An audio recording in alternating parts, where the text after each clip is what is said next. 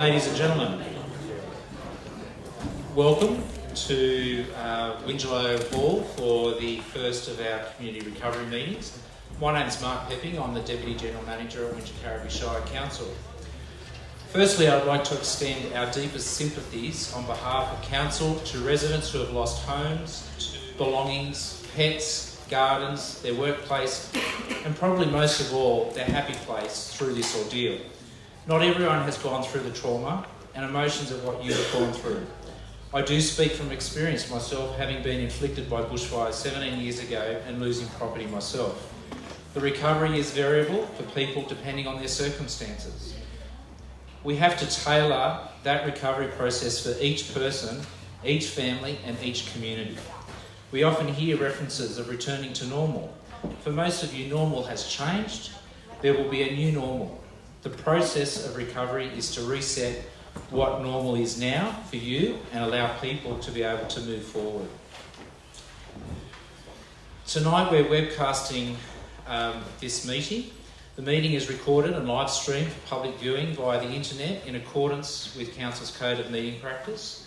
With the recording stored and made available to the public for later viewing, the recording is subject to copyright. Members of the public attending or speaking at this meeting will be recorded and publicly broadcast. By attending this meeting, you voluntarily consent to your attendance and participation being recorded. Council requests that everyone present is respectful and uses appropriate language. Council does not accept liability for any defamatory, discriminatory or offensive comments that are made during the course of the meeting. Please ensure that all electronic devices, including mobile phones, are switched to silent, including myself.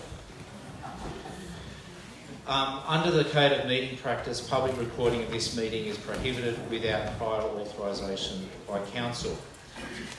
I'd now like to do an acknowledgement of country. I would like to acknowledge the traditional custodians of the land that we're meeting on today, the Wingecarribee people, and pay my respects, our respects, to the elders past and present. And I'd also like to extend that respect to all Aboriginal and Torres Strait Islander people here today. In the audience today we have several councillors, but we have the Mayor, Duncan Gare, we have Councillor Ian Scandrew, and we have Councillor Larry Whipper, although Councillor Larry Whipper is representing his workplace, so he'll be Mr Larry Whipper tonight. Also the General Manager, Anne Prendergast, Deputy General Manager Barry Paul, and we have a number of staff, council staff members around as well, and some of you may have already reached out to some of those people.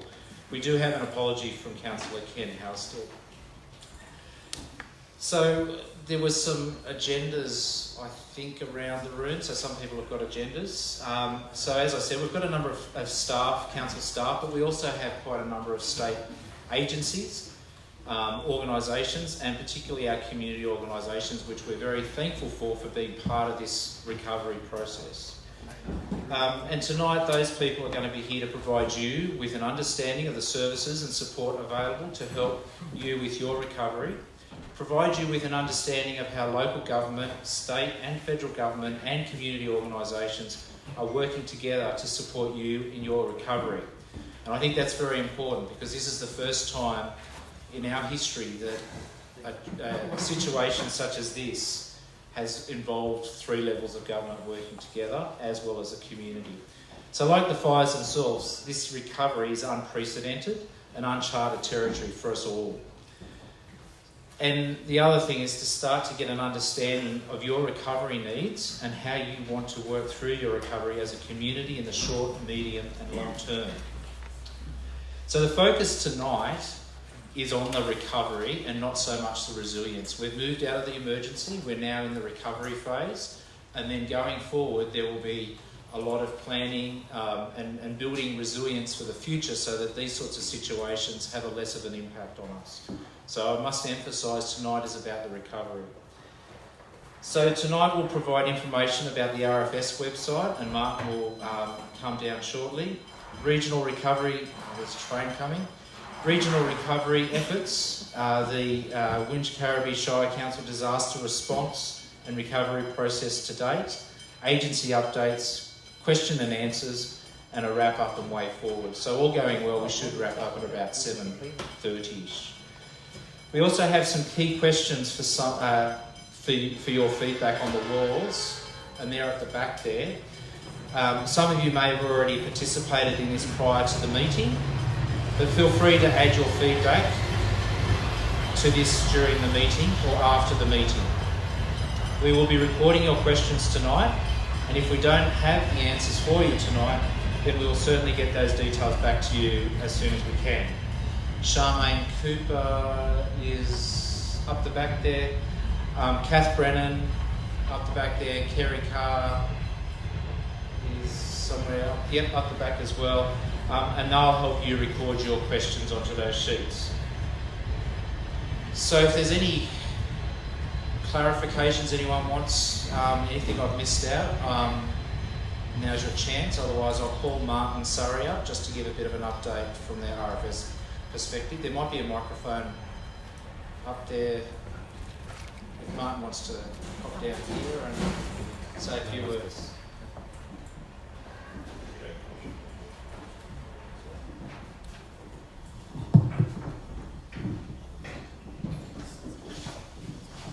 Thank you. Good evening, everybody. My name's Martin Surrey. I'm the District Manager for the Southern Highlands team. We look after the Wollondilly Wingecarribee LGAs.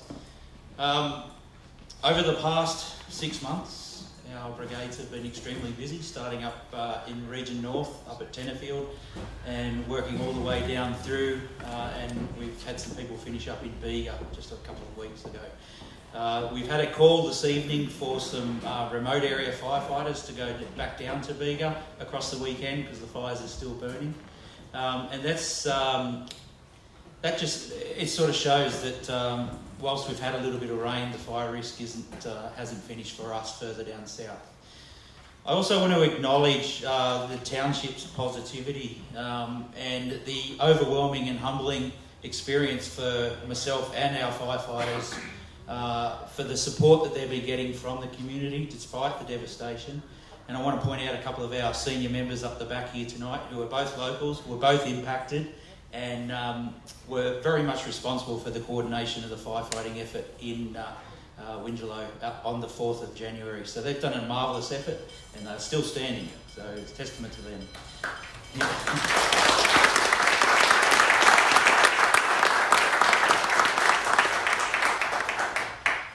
Our members are always here. They will be here to offer any support or any guidance or answer any questions that you need locally. They do meet, I think, Wednesday nights, and they are around on weekends to provide any support. But I do urge you to take full advantage of the people that are here tonight, represented from all the recovery agencies. They're there to help.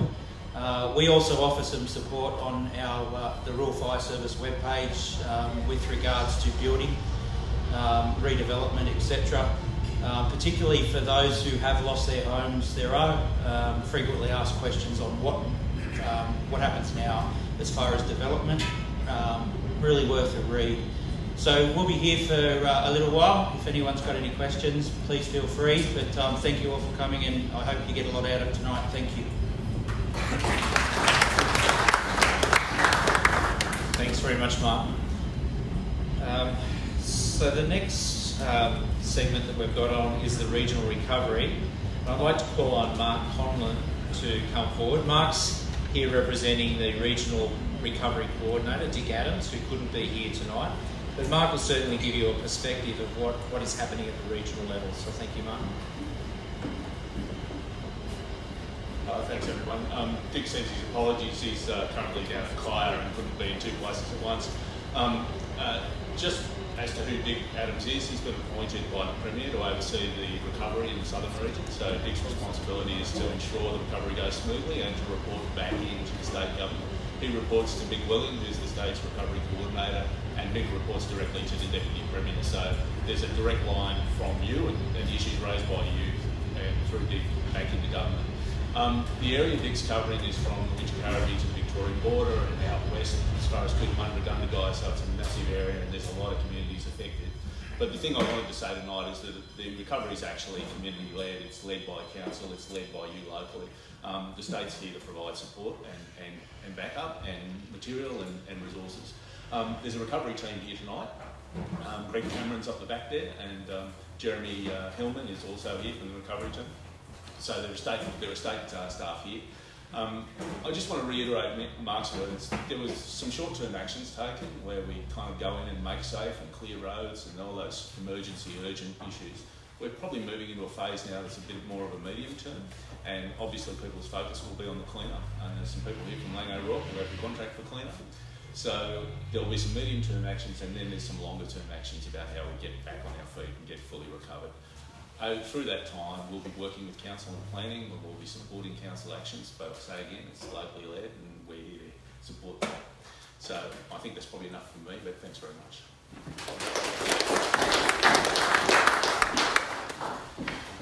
So I guess as Mark alluded to Mark's show, there is, I mean, this is a large situation, a large recovery, and as Mark said, the southern area that Dick looks after is a massive area, and then there's the greater metropolitan area that goes from the Hawkesbury and the western parts, Blue Mountains, and then out to Orange, and then you've got the Hunter area, and then you've got the North Coast and the New England. So, you know, we know that there was 14 million hectares of vegetation burnt throughout the state, and then you've got Victoria, South Australia, Queensland added on top of that. So, certainly is a big one. So, Mark spoke about the regional recovery, and above that sits a state recovery committee, and that's organised at the state level, and that has state government responsibilities.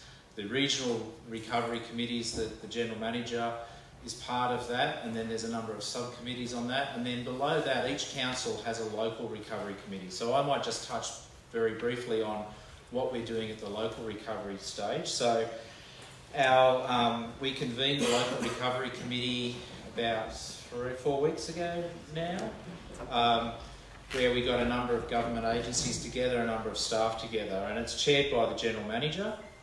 And the role of the local recovery is to assess the requirements for the recovery activities, develop and maintain the recovery action plan, monitor and coordinate the activities of agencies with responsibility for the delivery of services during the recovery, and ensure relevant stakeholders, especially the communities affected, are involved in the development and implementation of the recovery objectives and strategies, and ensure recovery activities are in line with the New South Wales Recovery Plan. So again, just stepping down from state, regional, local.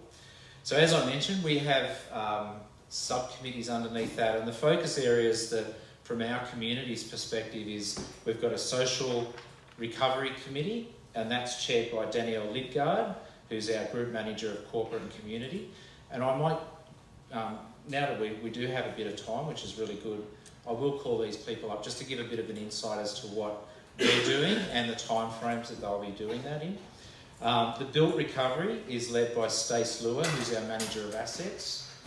Economic recovery, and again, that's a really important thing because you know, the local communities have suffered extremely, and a lot of people, even though they may not have been affected directly by the bushfires, have been impacted by situations affecting their workplace. So, you know, lost clientele, lost customers and those sorts of things. So that's being headed up by our Group Manager of Tourism and Economic Development, Steve Rosen. Unfortunately, Steve has also other commitments down on the coast with a regional coordination recovery meeting down there, but we do have Jan Edwards to speak on Steve's behalf. Jan Campbell, sorry. And then we've got Natural Resources, Barry Arthur, who's our Manager of Environment Sustainability, and then Recovery Communications, which is John Crawford, and he's the Chief Information Officer. So will I call on Danielle to come up first?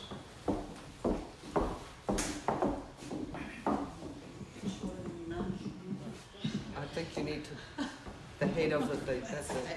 Okay, so we're just in the process of establishing our subcommittee for social. We will have our first meeting next week. We have a number of agencies, state agencies coming to meet with us and local community organisations to look at the social needs of our community moving forward in recovery, particularly in the medium and long term. So we know that the bushfire and the impact of the natural disaster will impact on health, welfare, housing, transport, education and employment of our community. So first steps, we will do an impact assessment at a social level and look at what the impact has been for our community and what the needs are going forward. So we'll create an action plan as a subcommittee, and that will feed up into the local recovery committee. So this is really one of the first steps of us working with you to understand what your recovery needs are going forward. So it's important we hear what you need. My team will be coming back out, working with you to understand those social recovery needs more in the future as well. And later this evening, we'll be asking you a bit more about how you want us to do that. How do you want us to come back and meet with you? How do you want us to communicate with you? So that'll be a session later. Thanks, Danielle. Stace, if you want to come up. Thanks, Mark. So built recovery, our main focus is on public infrastructure and how they've been impacted by the devastating fires. To date, we've had an internal meeting of the panel to understand, okay, where we've got to go, what information do we need to capture, and how we're going to get on with the work. So we have undertaken inspections of all the northern villages and southern villages, roads and road-related infrastructure that had been within the fire-affected areas. Majority of that infrastructure that had been damaged has been of a road safety nature, so guardrails, guideposts, signs, and we have commenced the works to replace some of that infrastructure, and we've collaborated with some of our councils within Sydney, which has been fantastic. They've come down and supported us, and we've been able to action some of that recovery works as a priority. Trees is another major factor that has been impacted by the fires, and thankfully we've had staff racing around the large areas that have been devastated and undertaking inspections to determine, what trees need to come down, and it's a massive amount of work. We're mobilising teams to come and undertake the necessary work to make the areas safe, so that's happening at the moment, which is again a large body of work, and we're getting on with that. There are areas within the Shire which still haven't been assessed, which is the Wombi Caves Road area. It's specifically too unsafe at the moment. We're mobilising assistance, specialists, geotechnical engineers to assist us with that inspection, and we'll be actioning that as soon as possible. So in terms of where we're at, compared to other areas that have been impacted by the fire, we are reasonably lucky. I've heard that some council areas have lost upwards of 12 bridges. So in terms of the impact of the fires on our Shire, in terms of community assets, we've been quite fortunate. However, we want to make sure that what assets have been impacted, we get on with that and we get them back to a suitable standard as quickly as possible. We are going to have another meeting tomorrow, actually booked with internal panel members, so we can ensure that our actions are clearly articulated and directed to the right place, so we can get on with them and get them action as quickly as possible. So yeah, that's the situation with the assets. Thank you. Just put on Jan to speak on the economic recovery.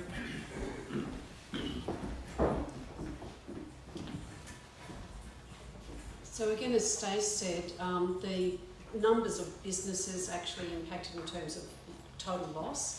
We probably couldn't count that on one hand, if at all, but it's the trickle-on effect, particularly for tourism, that we have drawn attention to, and our produce as well, with the effect, say, of smoke on grapes. There's testing happening at the moment to ascertain whether there's any crop losses there, and the trickle on there being casual staff or people working. So a lot of it is supply chain. If a business is affected and they've got other people providing services to that business, like accountants and bookkeepers, and then that's where the impact is happening with employment and with tourism. So the $1 million that came to Council for the Disaster Recovery Fund, $75,000 of that was put towards a campaign to draw visitation back to the area, because the biggest message during the fires was to avoid travel if at all possible, and that was the essential thing during the actual emergency. But now we're in recovery phase. Returning to our centres for accommodation to enjoy those areas is really important, and just working on the back of other fabulous industry initiatives like Empty Esty. It's really had a terrific impact and increasing visiting friends and relatives back to the area. We too have a local economic recovery working group. We're meeting tomorrow, and we have industry people on that from equine, food and wine, etc. Industry itself has sought our support to partner in a couple of business recovery workshops. There were 60 odd people at 2 workshops at BDCU recently, just getting some practical advice on marketing and social media to activate their businesses. The business bus was in Bundanoon pretty soon after. We helped them support with that. There's still money coming through that has criteria attached to it, so there's people in our team who are processing through that and working out where that could be best allocated. And Treasury has been in touch with us to say that they're going to be bringing small business bushfire information, a roadshow that's doing the more affected areas first, but they'll be coming to us on the 16th of March. So if you know anyone that is in a situation of needing small business support, come and see me. Probably direct you elsewhere, but at least I can coordinate something, or look out for information about that session on the 16th of March. Thank you, Jan. I'll now call on Barry Arthur, who will talk about the natural resources.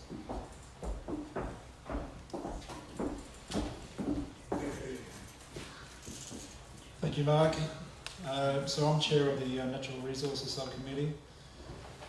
There's obviously fair areas of land to the north and south of the Shire that's been heavily impacted. A lot of it is national park and reserves via other authorities, a small amount of council reserves, and obviously there's lots of private land as well.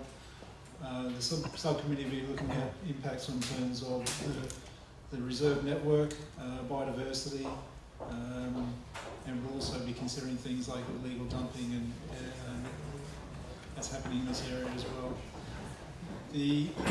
There is a number of agencies, state agencies in this space, and we do work.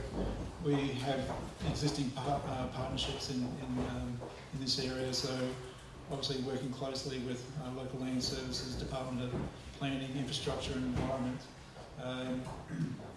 I know since the fires, a lot of these agencies and councils have adjusted their programs straight away to immediately respond to needs, and obviously in the recovery process we want to make sure we identify the gaps and make sure that all the gaps are covered in the recovery effort. The needs will be changing over time. Obviously, first up, the wildlife rescue and wildlife care was an immediate need. This obviously will transition over time to other needs and other risks to biodiversity, things like biosecurity, pest management, weed management, reserve integrity, making sure that the containment lines and everything is stabilised and the like. So again, the group is just forming and a lot of actions have been in place since the start, and obviously we'll be gathering information as time goes by. I might just add in terms of what the impact has been to biodiversity. The information is developing over time. We're between the agencies and council, we are getting information from area surveillance in terms of where the areas of refuge might be in the reserve network, and we'll be undertaking very shortly some on-ground truthing to see what the impact's been to certain wildlife and the like. I know that we'll be undertaking cloud surveys in the coming month to focus on areas of refuge and see what we try and understand what the impact has been. But one thing I might say is that council does have a program with Landfill Wildlife program where we do have a network of property owners that are undertaking conservation on their land. We've been reaching out to them since the fires to make contact with them.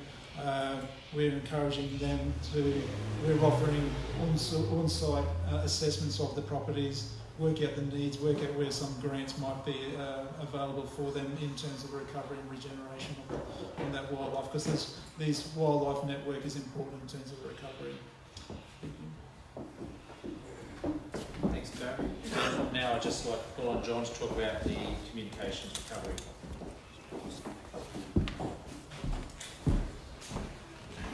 Good evening. So we have been meeting now for the last couple of weeks and working with all the relevant state agencies and federal agencies to pull the information together. Council has recently launched a new bushfire recovery page which you can reach from our council website, which has collated all that information for you in an easy format and directs you to the other agencies very easily to get the assistance that you need. We will continue to keep that up to date on a daily basis as needed to ensure that you have all the relevant information you need when required. I think the dog approves of those communications. I'm not so sure about that. I'm happy. Okay, the next is a very important part for any recovery, and that's the agency updates. And we're very grateful that we've got so many agencies and government departments represented here today. So some of them are going to be invited up to give a 30-second or a minute spiel on what they've got to offer. So this will be a rolling microphone. So we've got the microphones going. I'll go to Patria King first from Quest. Oh, just back. Yeah, it was close to you, Jeremy. Thanks very much, Mark. Yes, I'm Patria from the Quest for Life Centre in Bundanon. We conduct 35-day programs a year for people dealing with various forms of trauma and about 100 workshops out in rural, remote Australia when people are going through natural disasters. We never expected to have to provide these services in our own local area. However, we were really glad that we were able to throw open the doors, so anyone is welcome to come for massage, because a lot of people find it very difficult to talk when their body's tightly wound up. So there's massage, there's counselling. Tuesday evenings there's a deep relaxation group. I really encourage, we've got to get the cortisol levels down. That's what stops us from sleeping, making good decisions, making priorities, our memory focus, working. So if we can get the cortisol levels down. So in Balmoral, we're going to be there next week. We're going to be there for 6 days, providing all of those services, support groups, deep relaxation, counselling and massage. People with trauma, depression or anxiety will be referred back to a 5-day program at the Quest for Life Centre. And once communities have settled down, then we'll be offering our resilience and recovery workshops that we do around Australia. So we'll be doing that in Balmoral and places like Lake Conjola and Nowra and other centres as well. But please feel free to drop in any time to Quest. You'll always get a warm welcome and a cup of tea. And please feel free, if you want to book in for a massage, counselling, or come to the Tuesday evening group, please just turn up. Thank you. Thank you, Patria. Are you available on Wednesday nights? The next, I've got Sandra from Anglicare. Or Anglicare.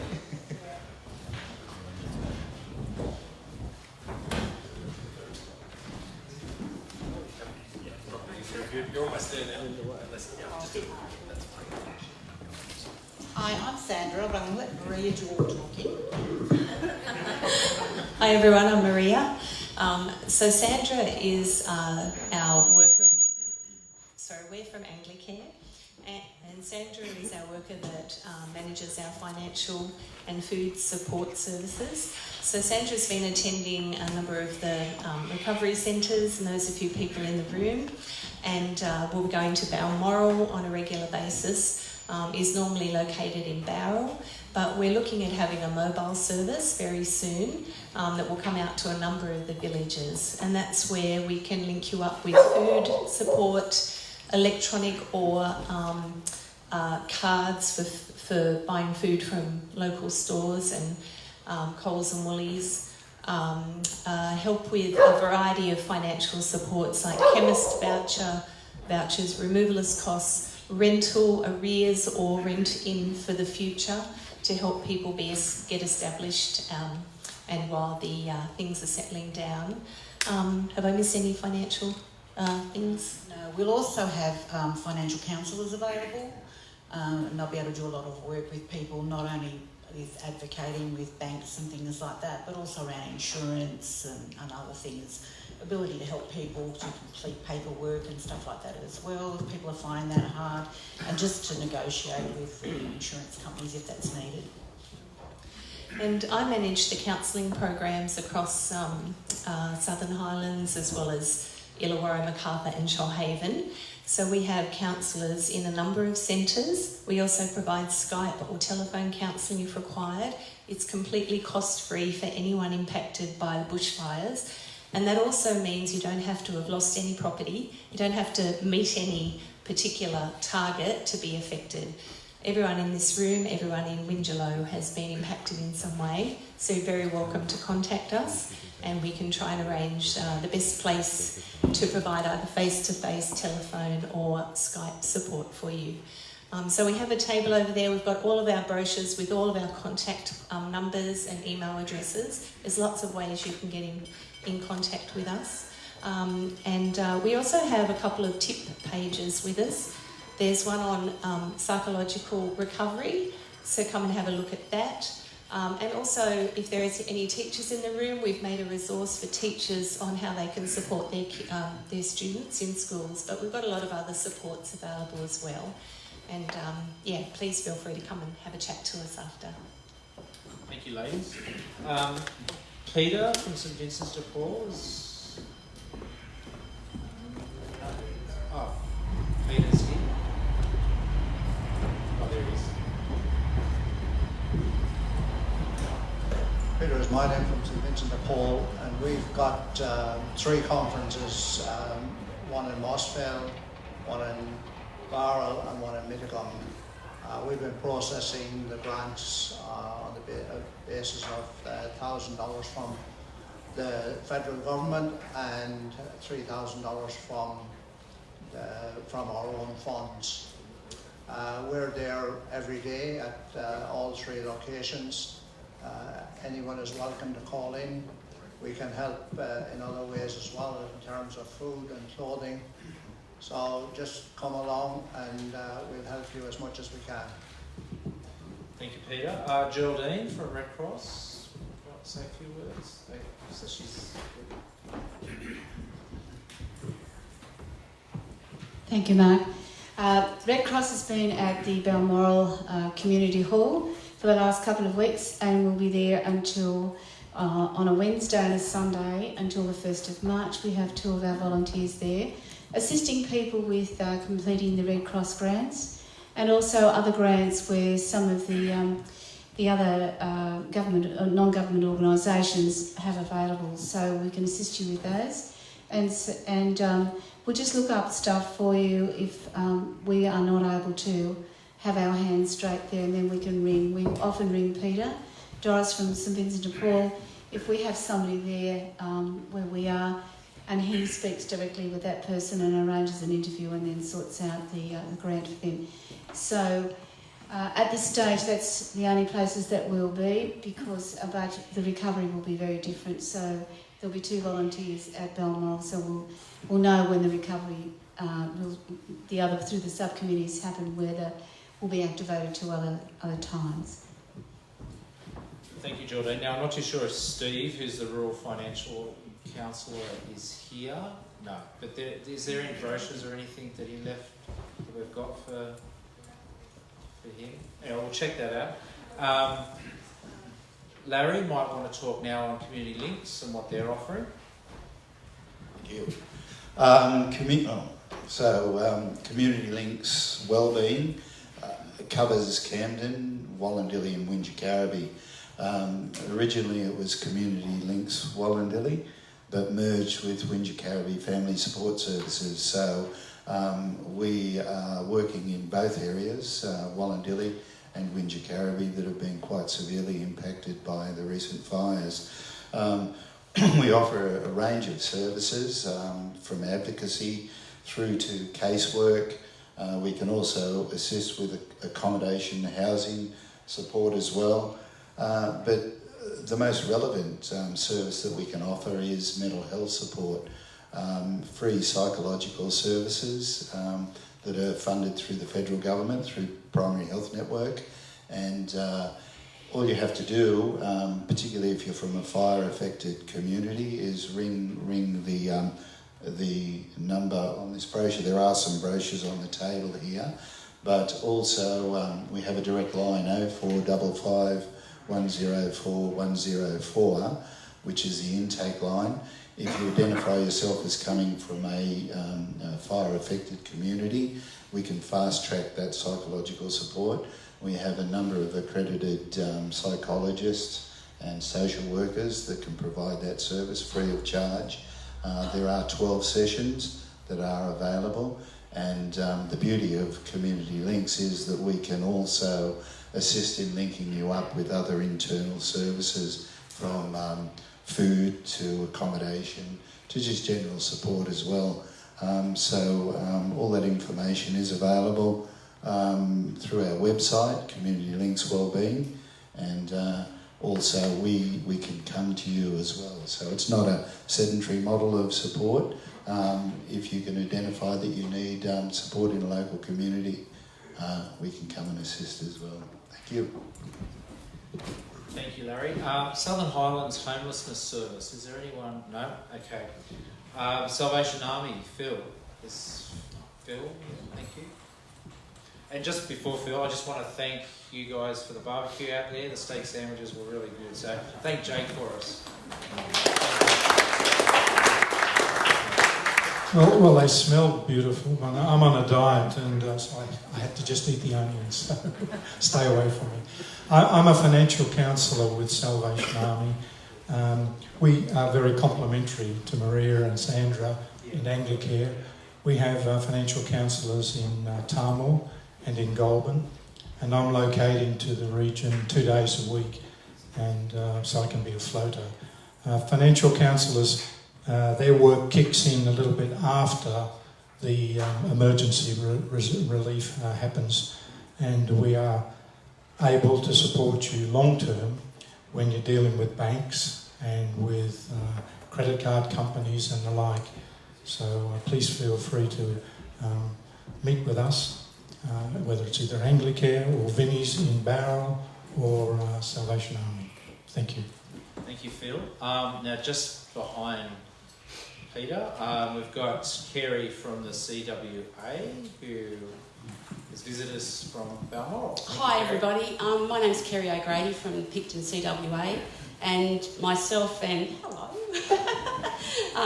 and Kim Hill from Buxton RFS are managing the Community Recovery Hub located at Balmoral Village. We currently have 12 shipping containers there full of goods ranging from, well, men's and women's, underwear right the way through, shoes, tools, crockery, cutlery, white goods, linen, and a whole other range of things. So if you need any of those products, please come and see us. We're there every Wednesday and every Sunday from 10 until 3. And there's a few people in the hall that have already been to visit us, so I'm sure they'd be happy to share their experience. Yes. And we've got a nice big flyer that we'll be putting up around in the shops as well, so you've got our contact details on there. So please come and visit us, because we'd love you to take some of those goods off of our hands, and the men's shed are certainly there to help all you guys restock those sheds. They've got a lovely array of goods for you, so thanks very much. Thank you, Kerry. And it's been a great effort that everyone's putting up there. So now, in terms of some of the other government agencies and that, we've got Legal Aid. Zaki, is Zaki? Yep. So Zaki's going to say a few words. Good evening, everyone. My name is Zaki. I'm from Legal Aid at Campbelltown. You may have basically known Legal Aid as mainly helping with criminal kind of things, but today I'm here to tell you about how we can help you when it comes to disaster recovery. So we've got a specialist recovery team I've got all the information on my table here. You can contact them, and some of the things that we can help you with is things like making claims against your insurance company. Often you find that at a time like this, some insurance companies can be difficult to deal with and may refuse claims and things like that, so we can kind of help you understand what your rights are, and basically have a better understanding of your insurance contract. Other things that we can help with is, for example, your employment. We've got clients that have come through who have lost their jobs because they couldn't get to work because of the disasters that were going on at that time. So we can help with claims through the Fair Work Commission. We can also help with housing and things like that. So if you've lost your house and you need a place to live, basically, we can help you go through things like that. So it's a broad range of things that we can actually help you with. So feel free to come to the table here. I've got all the information and some brochures and stuff like that. Thank you, Zaki. Next one is Service New South Wales, and we've got Stephanie and Jodie here. Now, this is really important, so I'm sure they'll give you some valuable information here. Yeah, good evening, everyone. We're here from the Goulburn Service Centre today just to give you a brief overview of what we actually do there. We're a one-stop shop that do look after many of the state government agencies, mainly on a transactional basis. But at the moment, most of you may know us just to renew your licences, get your regos done, and a few odd things. But amongst the bushfire relief, through birth, deaths and marriages, if you've lost your birth certificate, marriage certificate, or any document that we can help replace, they're being done free of charge if you're in a bushfire affected area. Same with rego plates on your cars, if you've lost your cars and you've lost your rego plates. We have our mobile service bus that's been out regionally, and they're due to come back, I think, in Balmoral in the next couple of weeks. We encourage all of you to register on the Service New South Wales site. If you type in bushfire, what is it? Sorry, we wrote this at the last minute. Bushfire disaster, it will bring up a whole heap of different links for you. So whether you're residential, small business, whether you're a primary producer, we encourage you to test your eligibility. Just put your details down, have one of our staff call you back. Now, they're taking a couple of weeks to call back. There's a whole heap of Australia that was fire affected in New South Wales. Then what we believe is taking place, we have what they call bushfire recovery specialists, like many of the state government agencies, and then you receive a case manager to help you through the process. Things that they're helping you through is applying for grants, introduction to the clean-up process, which I think we're covering shortly with Lang and O'Rourke. I don't know if I said that properly. We don't have all the answers of what we're going to tell you right now, but we are working to get all the answers out to you and find the answers for you. So we welcome you either to come into our centre, call our contact centre. We do encourage you to register online, and we also have access for the volunteer firefighter payments. Our disaster assistance finder is also on there. So there's many, many services that we're offering out to the community, and we welcome you to come in and see one of our staff, call them or go online. Thank you. We've got Nathan from Local Land Services, might have some valuable information for people.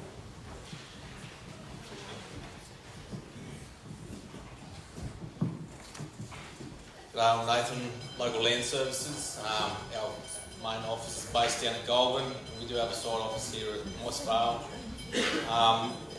We're here for recovery support to provide professional advice on your farm or block of land. You don't have to be a farmer to get support from us. We can give advice on things like pasture rehabilitation. Erosion is a big issue now, especially with a lot of loss of environment. The rains have come up really quickly, so there's a lot there to look into. We've got the natural resource management guys that look into supply, especially in the riparian areas as well, providing advice, flumes, things like that. We're doing a big thing now on water management too, so water storage on your place, whether it's been contaminated or not by ash dirt, runoff and things like that from water. We've also got our district vet, which is available to give out welfare advice and livestock assistance. We're still faced with the drought on the other side of this too, so it's a big battle with fires and then drought on top. And we're also, with the biosecurity side of things, a lot of pest control. Now it's not only the focus, prior to the fires, a lot of the focus was just on properties that had livestock, but there's also a lot of natural wildlife out there that are impacted, that do compete with things like rabbits and things for food. So yeah, any advice that we can supply, please get in touch with us. We can come out and have a look at your properties. If you've got friends or families that have got properties in the area, please pass on the message. Yeah, we're happy to help you provide advice where possible. Thanks, Nathan. Is that David beside you? So David is from Primary Industries. So, G'day everybody, Dave from DPI. Thank you for having me in your beautiful town. I wish it was under better circumstances. There's a couple of things that I want to talk about tonight. The first is, please tell us what you need. We don't know what we don't know. And so if you tell us either through the local recovery committee, through your local land services or through council, what you need, we can help. And an example of that is free testing for grapes that might have been affected by smoke. So let us know what you need. The second thing is the range of support that we can provide. We can support you socially through our Rural Resilience program. So we can offer psychosocial support, counselling and a range of other measures for primary producers. The second way we can help is financially. So either through Service New South Wales or through the DPI website, please come and find out what assistance might be available for you.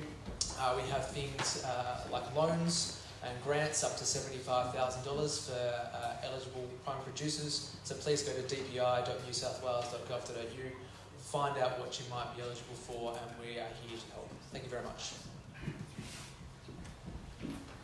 thank you, David. Now, just before we move on to the all-important, and that's the clean-up by Lang O'Rourke, but is there any other agencies that are here that would like to promote their services to the community? On cue, very good. Okay. Right, so I will now call on, so we've got representatives of Lang O'Rourke. Now, just to, I know that they'll probably explain that, but Public Works have been charged with the clean-up, organising the clean-up across New South Wales of all the debris, and they've appointed contractors Lang O'Rourke. And so representatives here tonight are, we've got Mafamwe, Jeff and Jacinta. So I think Jeff's going to come up and talk about this process, because obviously this is the immediate thing that everyone's concerned about at this point in time. So please, Jeff, thank you. Hi everyone, I'm Jeff and I'm from Lang O'Rourke, and I will say that my public speaking isn't all that good, so if I really start speeding up and you can't understand me, please just stop me, because I've got a tendency just to ramble. Just get that out of the way first. I just want to talk you through the process at the moment of what we're going to do from now going forward and how it comes about. So Lang O'Rourke have been tasked with the clean-up of the fire effect. Oh, thank you. Better. Lang O'Rourke have been tasked with the clean-up of the fire-affected properties across New South Wales. I'm the delivery lead for this particular LGA and the surrounding LGA, so I look after the areas surrounding this LGA. Firstly, I'll say, I'm touching on Service New South Wales. If you haven't already registered, or you know someone that hasn't registered and they have a fire-affected property, please direct them towards the Service New South Wales website and just register there. I think, as Dave just said there a while ago, we don't know what we don't know, and if you're not registered, we may not capture that you have a property that is fire affected. What we're doing from now, so there's a lot of priority areas around New South Wales, for lots of different reasons. This LGA and the surrounding LGAs are one of those priorities, so they're ones that we're getting into quick and fast. To do that, the first step is when people have registered, we go out with PWA and we do what's called a building inspection assessment. So in this current LGA, quite a few building inspection assessments have already been carried out and they're ongoing.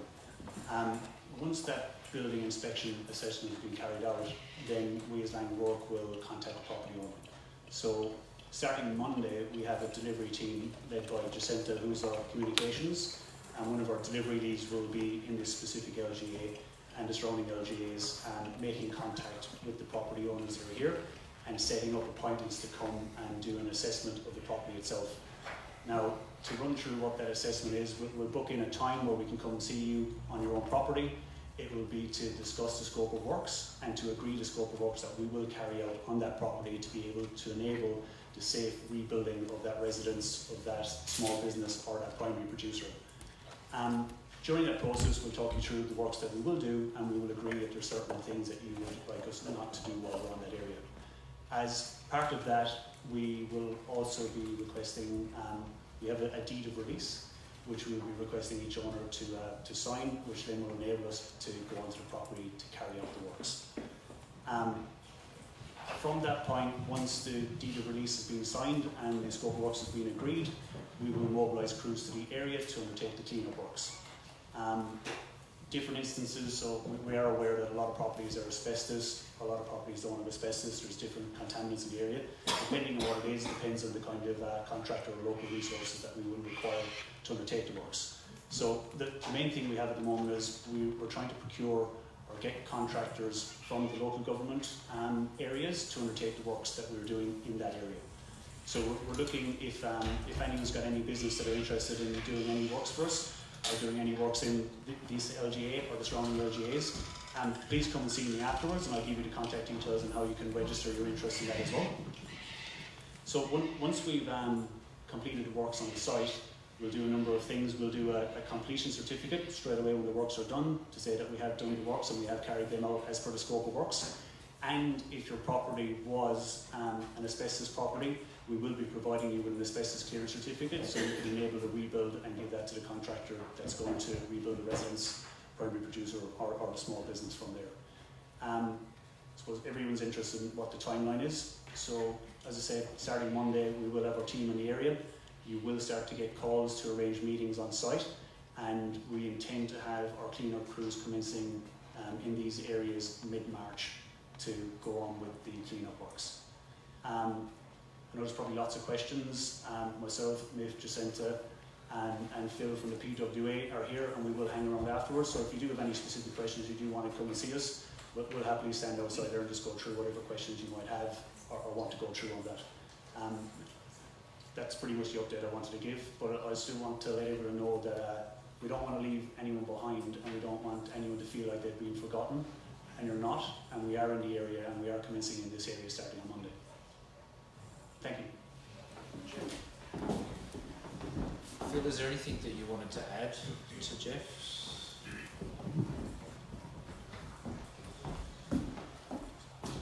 Probably just quickly, just to let you know, I'm from Public Works. Public Works is obviously the agency that's been appointed by the state government to oversee the clean-up program. I'm sort of the program manager for the southern zone, and as Jeff said, this area has been identified as a priority. There's 20 teams across the state that Lang O'Rourke has mobilised. Lang O'Rourke, yep, we all agree that that's great. But yeah, just like Lang O'Rourke have been appointed in the last 3 weeks, so to have mobilised that amount of teams in that time is a credit to Lang O'Rourke, and we look forward to obviously working with Lang O'Rourke. So, as Jeff mentioned, the scheme is an opt-in scheme. It's a free scheme. It's funded by the state, equally by the state and federal government. Within that scheme, there are obviously parameters around that. So, when Lang O'Rourke get in touch with people, they will go through some details about eligibility and some of the things that are included and that aren't included in that program. So across the state, we're looking at about 2,500 homes that have been lost, and the priority of this scheme is to get people back into their homes, to get their lives back on track. So, I just ask that, obviously there is such a massive task ahead of us. It is going to take some time. We are aiming for the majority of places to be done by the 30th of June. So just ask for people's patience with that as well. Thank you, Phil. Okay, that now brings us to our question and answer segment. So, have we got anyone to kick us off with a question? Yeah, thank you. It always takes the first one. Hi, my name's Dennis. I live up in Mariah Parade.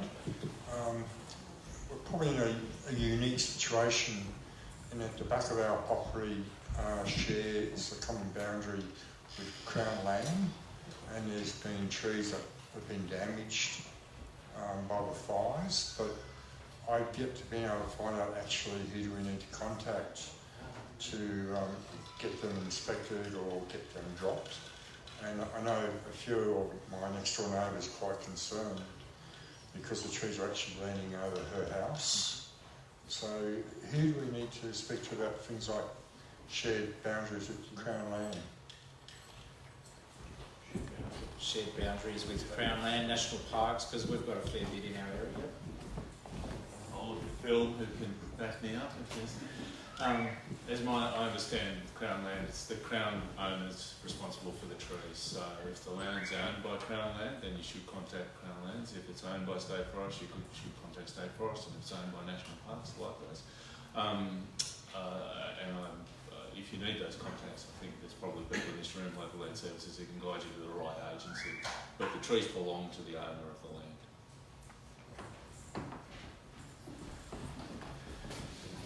Okay, Michael.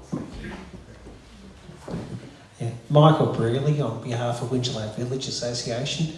First of all, a huge thank you to the great reaction from council over the past few weeks and seeing some action out here with the roadside trees. Fantastic. Everyone really appreciates the fact that you're out here and doing it, and the contact from council officers. In regards to roadside trees, it's a huge issue out here, and the fires came into this village via the roadside trees. It just jumped from radiator to radiator and jumped into the village. So it's a long-term management issue for this community, the roadside trees. And you drive along the entrance roads, Penrose Road, Marimba Road, the roadside trees. It's frightening. It really is frightening for residents. And I know council is making some progress on it, and I want to commend council for that. But can we keep it going, please? Can we put more money in budgets for roadside tree management? When you go outside this Shire, there's clear zones outside the roads, and you do feel a lot safer. If you go across the boundary to Mulwarry, you'll notice the vegetation's back a lot further from the road. Please, can we have an increased focus on roadside vegetation management and elimination of radiata pines? Please.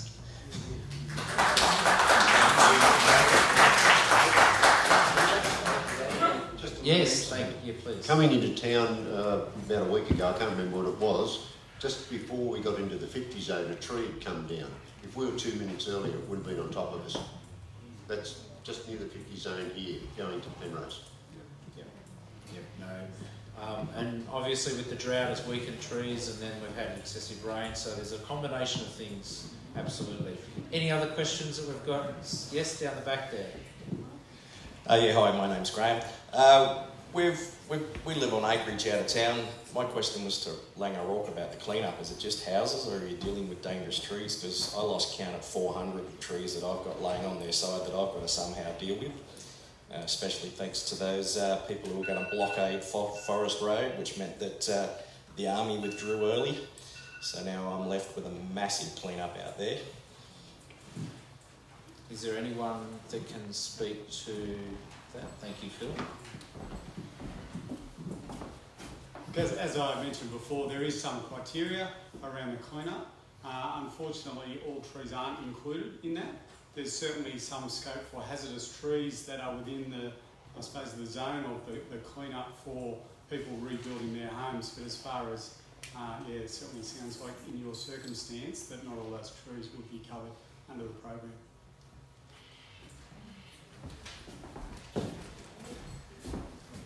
Question? Yep, can I get, yep, so Peter will bring a microphone to you, thank you.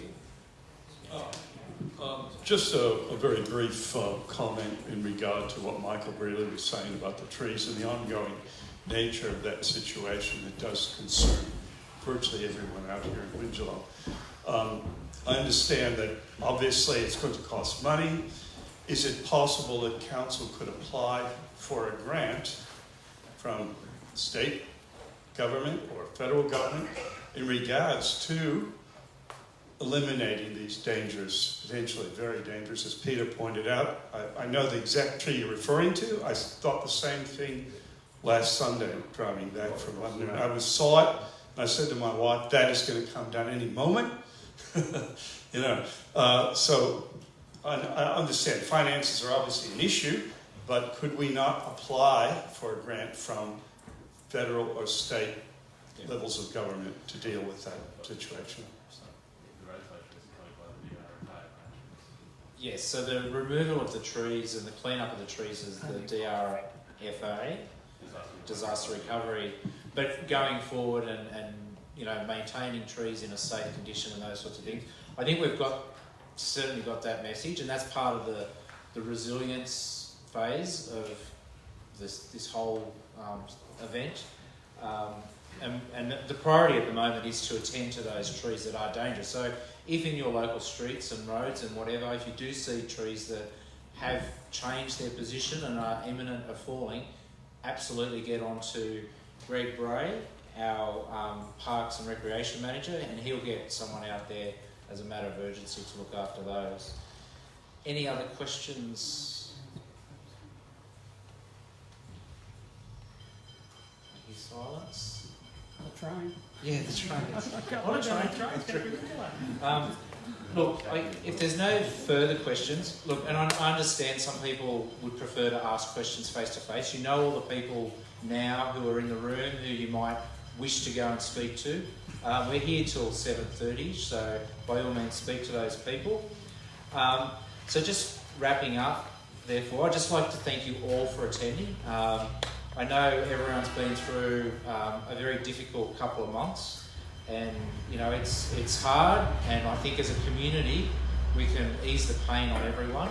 I mean obviously, you know, we don't have a large contingent of the community here, but if you know people that are out there and they're struggling and they're afraid to come out or to come home or whatever, reach out to them, because they can only get help by the people that are around them and so on. So I urge you, if you see the signs, if you understand people are disappearing and not coming out and speaking to the community, it's important that they do get that assistance from people. Service New South Wales, I just want to emphasise how important it is to register for all of the services that are being provided, and particularly for the clean-up. Now the number, there is also a number, 137788, 137788. That's and then there's the New South Wales, Service New South Wales portal. You can always go through Council's website, and we've got the links for all of those there, and likewise all of the different services that I've spoken to you tonight as well. I guess the question is, moving forward, is we would like to get from you on your way out and whatever, the benefits of having these sorts of communities. They're not always going to be the same information that we'll be providing. I mean, obviously this is the first of the recovery meetings. We're here as a council, and there's a lot of council staff members that are here tonight, and we're here to help you recover through this process. So if it's one meeting, if it's 15 meetings or whatever, but we need to know from you what you would like us to do to help you get through this. So, you know, what time of the days are these meetings most suitable to the majority of the people? And we can work within those. So please, on your way out, just give to someone some ideas, some comments about how we can move forward with those. The other thing is communicating with you. I mean, in this day and age, there's a lot of sources of communication and types of communication, and we're dealing with a very broad demographic within our community, and so some people aren't always attuned to social media and those sorts of forums. Face-to-face is sometimes more beneficial to those people. So again, we'll try and communicate as best we can through the shop, even putting up notices in the notice board, etc. But the good old-fashioned word of mouth is by far, I think, the most reliable, as long as it's accurate, of course. The Mobile Recovery Centre, we mentioned that, and I think the Mobile Recovery Centre is going to Balmoral in a couple of weeks. They do move around the region, so whenever we get notification of when the next visit down in this neck of the woods is, we'll certainly be promoting that through the different communication channels. And I guess the other thing is an opportunity to provide the information via feedback stations, etc. So up the back there, I mentioned earlier, we've got some sheets of paper up there. If you've got any ideas, you've got feedback on what we can do, how we can do it, when we can do it, please jot those down. There's people up there to help you. But that's really about it. I think, Jeremy, is there anything else you'd suggest? No, but there's tea and coffee and some food and drinks over here still outside if anyone's Excellent. interested. So again, thank you all very, very much for coming along this evening. Please, if you found this valuable, let us know, because we'll come back again. And if there's people that haven't come to this one, they're most certainly welcome to come to the next one. So thank you again, and goodbye.